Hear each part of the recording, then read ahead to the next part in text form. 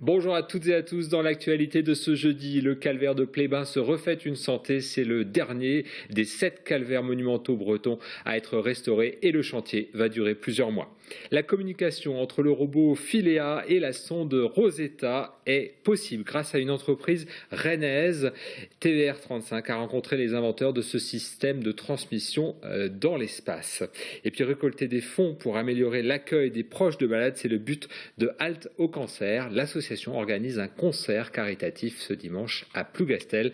Bienvenue dans l'actualité de ce jeudi 13 novembre 2014. Des 7 calvaires monumentaux bretons, celui de Plébain est le dernier à être restauré. Le monument du XVIe siècle se refait une santé, il en a bien besoin. Les statues sont démontées une à une, certaines seront purement et simplement recréées dans le Morbihan. A assisté aux opérations de démontage sur place. On vous l'avait montré cet été, magnifié sous les lumières et les couleurs. Cet automne, le calvaire de Plébain se cache. Construit en 1555, le monument est entré dans une phase de restauration nécessaire. Les services techniques m'ont rapporté à mon bureau un point, un doigt, enfin voilà. C'est vrai que la lumière et les couleurs qui ont été mises ont caché bien sûr les problèmes, les défauts qu'il y avait sur les sculptures et c'est indispensable de restaurer ce calvaire et on le voit bien, voilà, au fur et à mesure de ce démontage, là, quand on aperçoit toutes ces sculptures là, qui sont vraiment très très endommagées. Le calvaire monumental de Plébain, qui retrace la Passion du Christ, compte 71 statues, représentant de 1 à plusieurs personnages. Des statues sculptées dans le granit de Kersanton et parfois dans du grès. Et ce sont ces dernières qui ont subi le plus les affres du temps. C'est un très bon exemple de l'altération qui peut se produire dans le grès sur ce monument. On voit bien toutes les fissures en fait, qui sont dans la roche-mère. En fait. Et donc qui s'ouvrent avec le temps, en fait, avec l'eau qui peut rentrer dedans, le gel l'hiver. Déjà restaurées plusieurs fois en 5 siècles, mais souvent un peu grossièrement, toutes les sculptures seront nettoyées, 6 d'entre elles devront être refaites à l'identique et les autres réparées avec des techniques modernes. Et on arrive aussi à faire des raccords en fait, entre les éléments nouveaux et anciens, discrets quoi, en fait, qui se voient presque pas après. Quoi. Chaque calvaire est un peu différent. Quoi. Au niveau des altérations, on a toujours un petit peu des nouveaux problèmes, quoi, mais dans l'ensemble c'est très intéressant. On travaille beaucoup sur les calvaires en Bretagne, quoi, on est spécialisé. Et du coup on a restauré une bonne partie des gros calvaires de Bretagne. On commence à être bien habitué. Le calvaire de Plébain étant classé au patrimoine des monuments historiques, ces travaux seront donc suivis avec attention par les architectes de France. Ce sera aux mains expertes de Solène de faire aussi bien qu'il y a 5 siècles. Et on lève un peu le nez vers les étoiles. À 500 millions de kilomètres au-dessus de nous, Philae, le robot posé sur la comète Chury, envoie depuis mercredi des informations. C'est Sirlink, une entreprise de l'agglomération rennaise, qui a conçu ce système de transmission vers la sonde Rosetta. Alain Charder de TVR35 a rencontré les représentants de cette entreprise. Churyumov Gerasimenko, ce nom ne vous dit peut-être rien. Il s'agit en fait du nom complet de la comète que va analyser Philae. Le robot contient à son bord un système de transmission qui lui permet d'échanger ses informations avec Rosetta. Grâce à la découverte de l'environnement de la comète, les chercheurs vont récolter des éléments sur l'origine même de la Terre. Ce système a été conçu ici à Bru, où l'annonce de la réussite de l'atterrissage a été fêtée par toute l'équipe. Hier, j'ai crié dans mon bureau quand j'ai vu les premières images. Donc une joie immense, c'est la concrétisation après 10 ans de voyage dans l'espace d'un développement, de voir le résultat de ce qui a été créé à l'époque, voilà 10 ans. C'est grâce à cet équipement que les communications ont lieu et que les données scientifiques peuvent être transmises depuis la comète vers Rosetta jusqu'à la Terre. Le satellite et le robot sont tous deux équipés de 2 modules de communication permettent de transmettre les images de la comète, comme les relevés scientifiques issus de la perforation de son sol.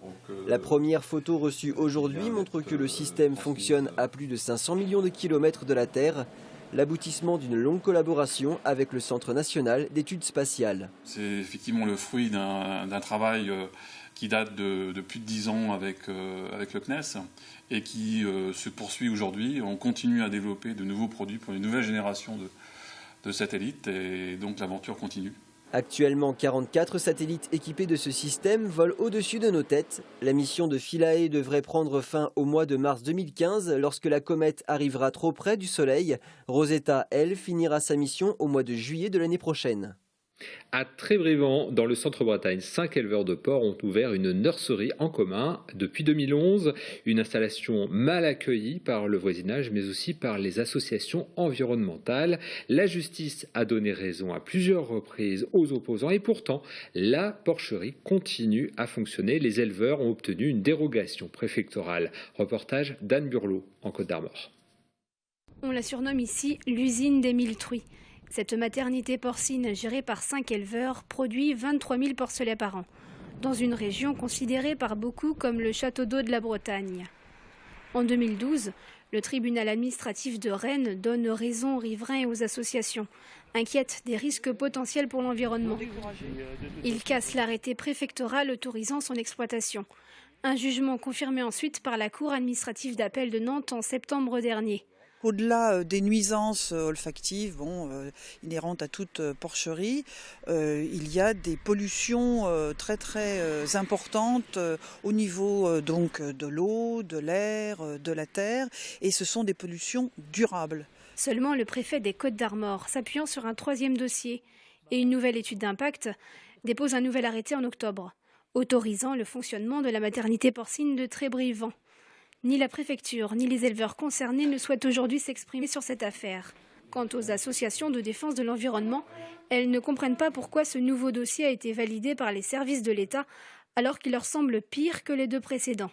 Il n'y a aucune maîtrise des rejets d'ammoniac dans l'atmosphère. Le plan d'épandage est toujours aussi fragile, c'est toujours le maillon faible de ce dossier. Et enfin, la mauvaise qualité des eaux de ce territoire, le projet n'en tient pas compte. Cette bataille juridique contre ce projet d'élevage industriel dure déjà depuis 6 ans. Il ne faut pas oublier que nous avons gagné par 2 fois au tribunal, donc la justice passe, les services de l'État outrepassent et l'environnement trépasse. Les militants ont jusqu'à 1 an pour déposer un nouveau recours auprès du tribunal administratif. Accueillir au mieux les proches de malades atteints du cancer, c'est l'objectif et la mission de l'association Halte au cancer. Ce samedi, les bénévoles de cette association organisent un grand concert à Plougastel, à la Velvore.